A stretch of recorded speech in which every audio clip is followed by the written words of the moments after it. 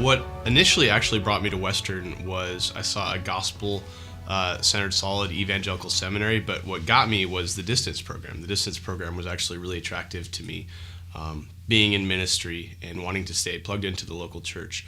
But what kept me here was actually finding professors who, not to say I didn't expect them to be great, but I was amazed at the faculty here and the way they connect with students and the centrality of the gospel, particularly the practical pastoral side of things from all the classes.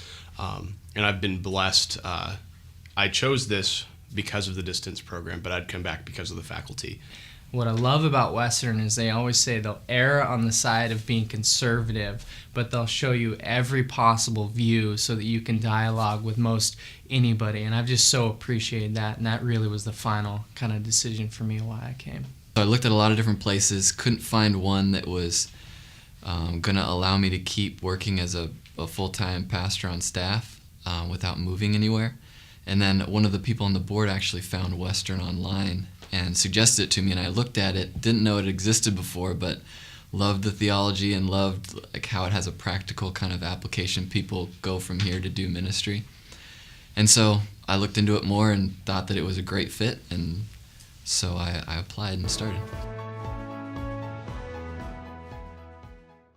The best thing about the online campus is just the ability to stay plugged into the local church. For so many guys, seminary is like the Babylonian captivity of your skills from the church, where doing that distance-based and being plugged into a local church, you actually get the mentoring and hands-on time from your local church, but you get the education from the academic side of the seminary. And so that's really helpful of staying plugged into a local context, staying plugged in with the people you're spiritually charged of overseeing, and being able to facilitate it that way.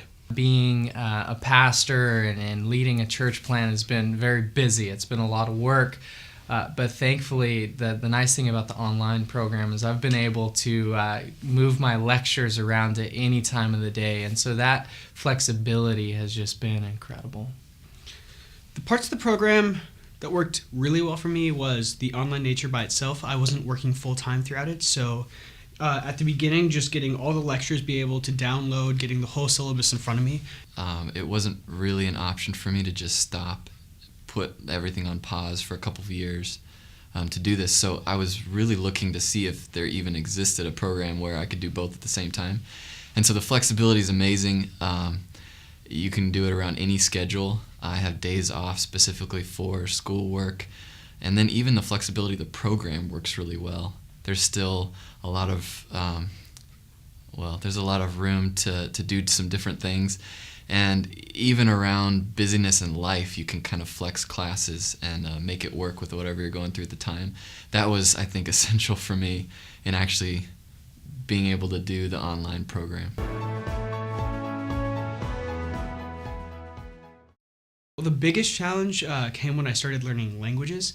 Because when you're learning online, or at least when you're learning languages not on campus where the language is being taught, you are alone in your bedroom, in the library somewhere, learning an ancient language that no one at about 30 or 40 miles around you is trying to learn as well. So that became the biggest struggle, but just leaning on my pastor of what he remembered through everything from seminary 20 or 30 years ago, and many, many phone calls with my online graders for those classes where they say you should call them or email them.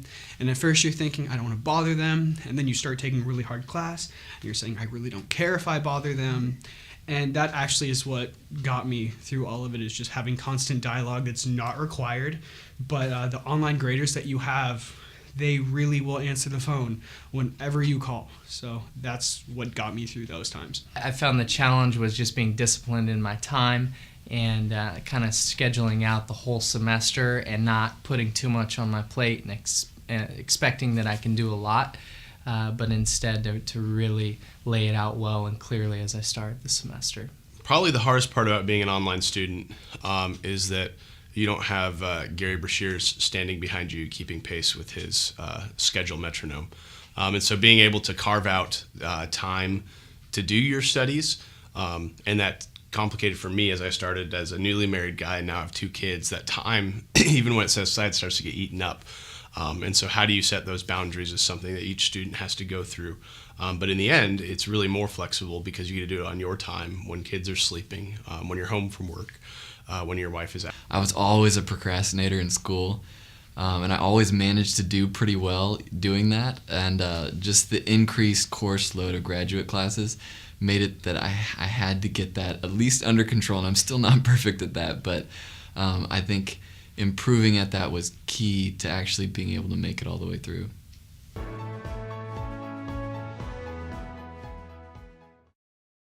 My academic advisor, Kian, has just been an incredible help and has restructured my academic plan like probably 5 or 6 times as I changed my mind. I want to take this class instead, or I'm struggling with this class, can I change it?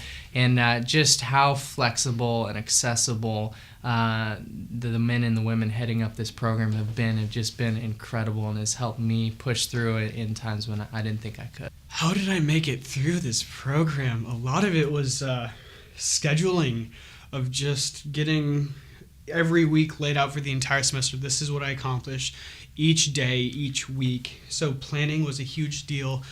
I like to read, and that made a big difference in theology classes when you're sitting in front of a systematic theology text and say, okay, go read the next 300 pages by next Monday. It's like, okay, learning to enjoy reading even more of just academic works made that a lot easier. And then just leaning on the support systems of the staff and faculty at Western to be able to call and talk to them, but then also family back home, of just realizing I want to do this. This is going to be awesome. I made it through, I guess, for 3 reasons. One, I entered seminary because I wanted the accreditation and credentials that could be loaned to my career, be loaned to the church as a teaching resource. Secondly, the content's good. I mean, we want to learn the content. That's why you do a facilitated learning experience rather than learning on your own. And then lastly, the impact it was having on my pastoral career, on my devotional life, on my family life, was something where, despite the deadlines and books and papers you're dealing with, it really is growing you as a Christian. You can't study theology and not be changed by the object you're studying. And so that's a key thing that wouldn't be present if I was studying mathematics. I think even just the church that I work at, the support there of I have a couple days off even to do schoolwork. I've got a lot of people at my disposal to talk to process things with. And that even just the support of my wife and all friends and everyone knowing that this is just a busy time of life. There's certain things that are going to be different.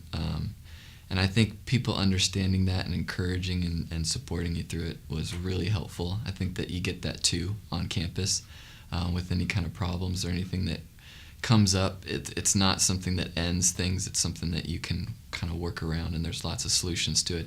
So I think the willingness of everybody else to do whatever they need to do to help you is really key to actually making it.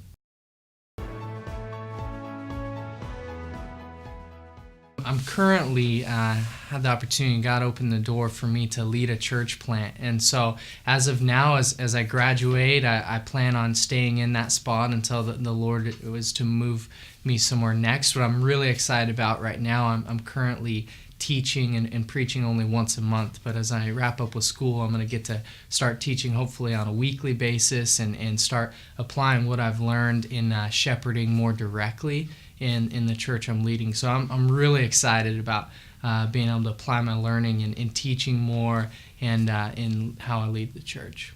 Short term is to graduate and enjoy it, then hopefully get a teaching job at a community college or high school back home in Tacoma, teaching literature and theology and possibly philosophy if it goes well. Beyond that, get married to my perfectly beautiful girlfriend because she is completely awesome. And long term, I want to get my PhD, whether or not it's in theology, philosophy, or literature. My plans are to stay on as pastor at the church I'm currently employed at. I'm going to pursue either a THM or DMin. We want to be a church that raises up leaders. We're in a place where there's not a lot of gospel-centered leaders. And people who do want the training end up leaving for formal training, but then they don't actually come back. And so we want to be able to raise up people to serve Montana without having to leave and stay gone, but then coming back and reaching kind of what is a gospel frontier for a lot of people in Montana. I'm going to still be on staff at the church that I work at after graduation. I've been teaching a little more recently and already had a chance to apply a lot of the things that I've learned.